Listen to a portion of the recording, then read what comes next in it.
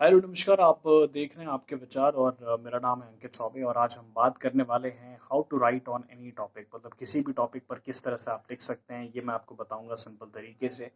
तो कुछ पॉइंटर्स हैं, पॉइंटर्स के फॉर्म में आपको समझाने की कोशिश करूंगा। सबसे पहली चीज़ तो हमें ये समझने की ज़रूरत है, जब हमें कोई भी टॉपिक दिया जाता है लिखने के लिए तो आमूमन वो टॉपिक दिए जाते हैं 80 से 85% जो कि करंट अफेयर्स होते हैं। तो करंट अफेयर्स पर अगर आपको लिखना है तो आपकी करंट अफेयर्स स्ट्रांग होनी चाहिए और स्ट्रांग करने के बहुत सारे तरीके हैं। आप न्यूज़पेपर पढ़ सकते हैं। न्यूज़पेपर पढ़ने की अगर आपको आदत नहीं है रेगुलर बेसिस पे तो बहुत सारे चैनल्स के न्यूज़ एप्लीकेशंस आते हैं, प्ले स्टोर से डाउनलोड करके फ़ोन में रख सकते हैं, फ्री ऑफ कॉस्ट होते हैं और वहाँ जाके आप इन्फॉर्मेशन जो है, न्यूज़ जो है उसको एक्सेस कर सकते हैं। इसके अलावा भी बहुत सोशल मीडिया प्लेटफॉर्म पे भी रिलायबल सोर्सेज से बहुत सारी न्यूज़ आती रहती है, तो आप उसको क्लिक करके पढ़ सकते हैं। तो इस तरह से आप अपना जो करंट अफेयर वाला सेक्शन है उसको स्ट्रांग रख सकते हैं। बिकॉज आप लिख तभी पाएंगे जब आपको पता होगा। जब आपको पता ही नहीं होगा तो आप लिखेंगे क्या? सो करंट अफेयर को स्ट्रांग करने का तरीका ये है। दूसरी चीज, एक गलत फहमी है जो आपको अपने अंदर से निकालनी है। हमें ऐसा लगता है अमूमन कि हमें वो टॉपिक दिया जाता है लिखने के लिए जो बेसिकली हमें पता हो, मतलब जिसमें जिसमें हमें अच्छा लगे, जिसमें आप लिखना चाहते हैं। अमूमन आप अगर देखेंगे तो अगर आपको टॉपिक दिया जाता है लिखने के लिए तो वो टॉपिक दिया जाता है, एक तो वो करंट अफेयर हो, दूसरा ट्रेंडिंग भी हो। तो करंट अफेयर और ट्रेंडिंग मतलब एक ही चीज आप समझ के चलें। ट्रेंडिंग मतलब जो चीजें इस वक्त चल रही हैं, मतलब हालिया में, वो बेसिकली ट्रेंडिंग बन जाती हैं।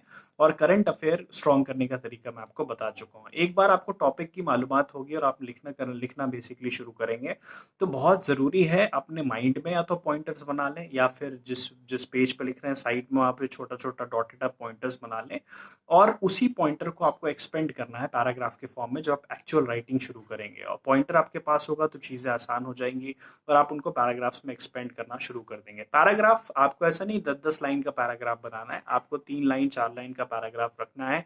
और मेक श्योर करना है कि एक पैराग्राफ से जब आप दूसरे पैराग्राफ पर जंप करें तो कनेक्टिविटी बनी हो। ऐसा ना हो कि फर्स्ट पैराग्राफ पे आप ए और बी की बात कर रहे हैं तो आप सेकंड पैराग्राफ पे सीधे जेड पर चले आए।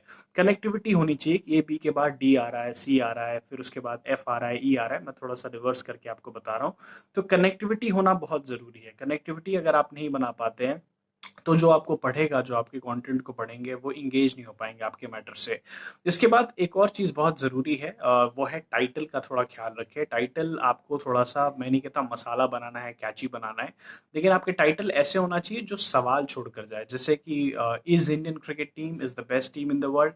क्या ऐसा है? अगर ऐसा है मतलब बहुत सारे लोग जो मानते हैं, जो क्रिकेट को फॉलो करते हैं, जो नहीं फॉलो करते हैं, वो डेफिनेटली क्लिक करके अंदर आएंगे पढ़ने के लिए। और आप अगर आप स्टैट्स वाइज उसका प्रेजेंटेशन देंगे पैराग्राफ के फॉर्म में तो डेफिनेटली बहुत ज़्यादा लोग जो होंगे इंगेज होंगे आपके कंटेंट से।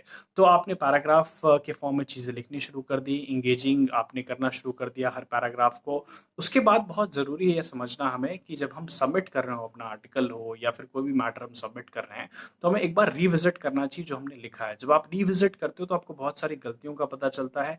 आप अपनी गलतियों को इरेडिकेट कर सकते हैं और उसके बाद उसको इरेडिकेट करके एकदम एरर फ्री कंटेंट जो होता है वो आप प्रेजेंट कर सकते हैं, वो आप सबमिट कर सकते हैं। तो एक बार मैं फिर से आपको रिपीट करता हूँ एग्जैक्टली अगर आपको किसी भी टॉपिक पर लिखना है, सबसे ज़रूरी है आपको करंट अफेयर की नॉलेज रखना। कैसे रखना मैं आपको बता चुका हूँ। ट्रेंडिंग टॉपिक्स यूजुअली अमूमन दिए जाते हैं तो उसका भी आपको ख्याल रखना है। और टाइटल का दिमाग में रखें कि टाइटल मसाला ना हो, लेकिन टाइटल कोई सवाल छोड़कर जाए ताकि लोग अंदर आके आपकी चीज़ों को पढ़ें। उसके बाद जो भी आपको मैटर दिया जा रहा है लिखने के लिए उसका छोटा सा पॉइंटर बना लें अपने माइंड में या फिर पेपर के साइड में।